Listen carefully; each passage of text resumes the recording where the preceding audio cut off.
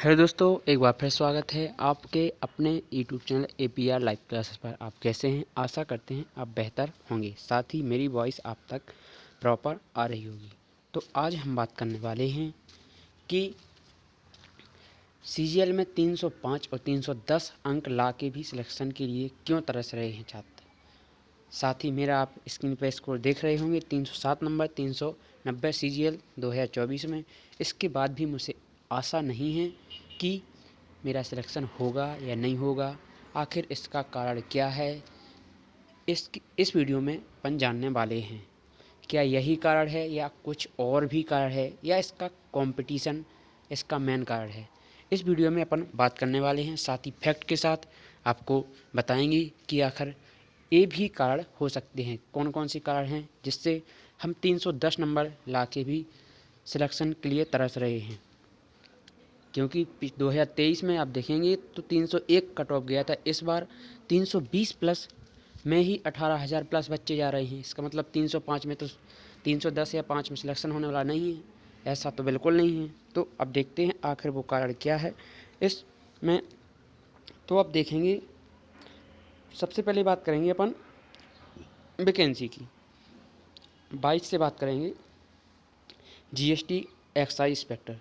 तो 22 में 1113 वैकेंसी थी और सीजीएल 23 में 2389 वैकेंसी थी और सीजीएल 2024 में 2664 vacancy GST and excise inspector की अपन बात कर रहे हैं। तो इतनी वैकेंसी आई हुई हैं।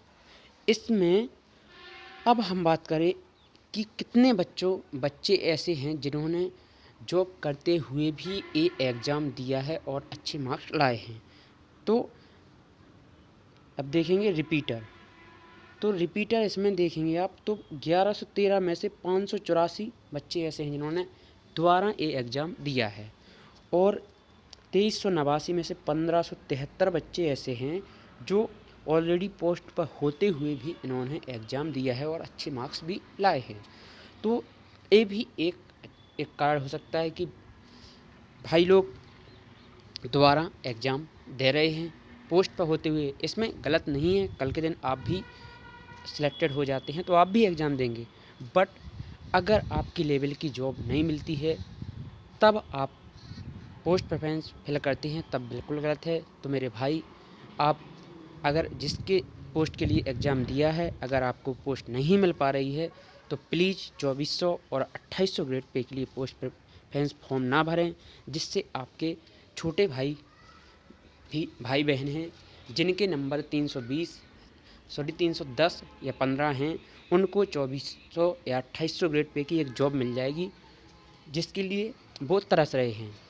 तो आप देखें कि 2389 में से 1573 बच्चे तो ऐसे हैं जिन्होंने फिर से एग्ज़ाम दिया। इसका कारण ये है कि वैकेंसी नॉर्थ में ना आके ज़्यादा साउथ में थी। असम, गुवाहाटी, नागपुर, इसमें वैकेंसी थी।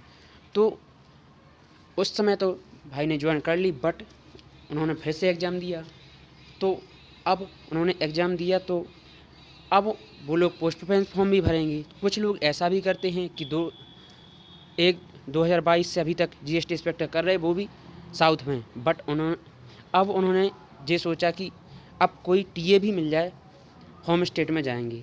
तो भाई, अगर आपको लगता है कि आपको टीए चाहिए है तभी पोस्ट प्रेफरेंस फॉर्म भरें, अन्यथा भाई पोस्ट प्रेफरेंस फॉर्म ना भरें। तो ये भी एक कारण है कि इसमें कम से कम 50 से 60% रिपीटर हैं। तो आप 10,000 पोस्ट तो रिपीटर ही ले जाएंगे। अब 8,000 पोस्ट में भयंकर कंपटीशन तो होगा ही होगा। पर यार बच्चे बढ़ रहे हैं, जब 10,000 रिपीटर ले जाएंगे तो 8,000 पोस्टों में तो भयंकर कंपटीशन होने का नाम है। तो इसीलिए एक कंपटीशन है। अब देखते हैं और भी क्या कारण हो सकते हैं।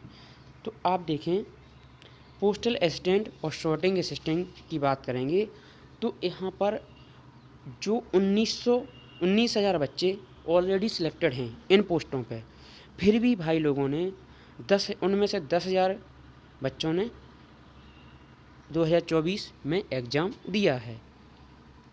तो अब यहाँ पर भी अब वैकेंसी पोस्टल असिस्टेंट की अच्छी खासी हैं, बट इसमें 10,000 वैकेंसी तो उन्हीं को चाहिए।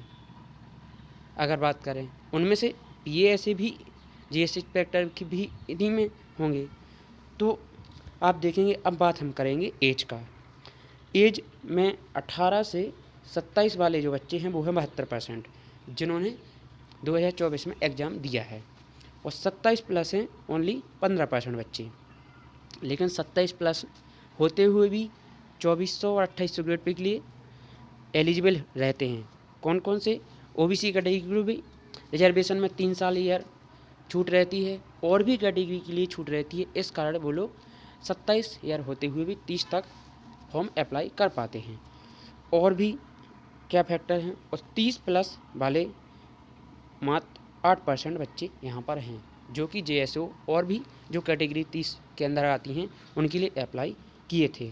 ओनली 8% बच्चे इसमें से अलग हो पाएंगे, बाकी सभी बच्चे आपके ही बीच में कंपटीशन कर रहे हैं। अब और भी फैक्टर देखेंगे और कौन कौन से फैक्टर हो सकते हैं। अब इसमें हम बात करेंगे कि कैंडिडेट अपीयर्ड एसएससी सीजीएल 2024 जो ऑलरेडी गवर्नमेंट जॉब में हैं, किसी भी गवर्नमेंट जॉब में, ओनली एसएससी नहीं तो 40% बच्चे ऐसे हैं जो ऑलरेडी गवर्नमेंट जॉब में हैं और एसएससी सीजीएल एग्ज़ाम दिया है और अच्छे मार्क्स भी लाए हैं। तो ऑलरेडी जॉब में होते हुए भी इस एग्ज़ाम को बच्चे निकाल पा रहे हैं। तो इससे और भयंकर कंपटीशन बढ़ गया है, और इसका कारण ये है कि प्रीवियस बेस्ड पेपर आता है। पेपर का लेवल आप देख ही लिया है कि कैसा था पेपर का लेवल। उसी में आप एसएससी का तो नाम ही अलग है कि उसी में रॉन्ग क्वेश्चन 18 की शिफ्ट में 2 से 3 क्वेश्चन भी रॉन्ग हो जाते तो कट ऑफ पे क्या फर्क पड़ेगा, आप आंसर की आने के फाइनल आंसर की आने के बाद ही पता चलेगा। तो उन भाइयों से एक रिक्वेस्ट है, भाई अगर आपने जिस पोस्ट के लिए अप्लाई किया था, अगर आपकी रैंक उस अंत के अंतर्गत नहीं आ रही है तो प्लीज़ आप 2400 और 2800 ग्रेड पे के लिए पोस्ट प्रेफरेंस फॉर्म ना भरें, जिससे आपके किसी एक भाई को एक जॉब मिल जाएगी। साथ ही एसएससी से भी एक रिक्वेस्ट है कि आप पोस्ट प्रेफरेंस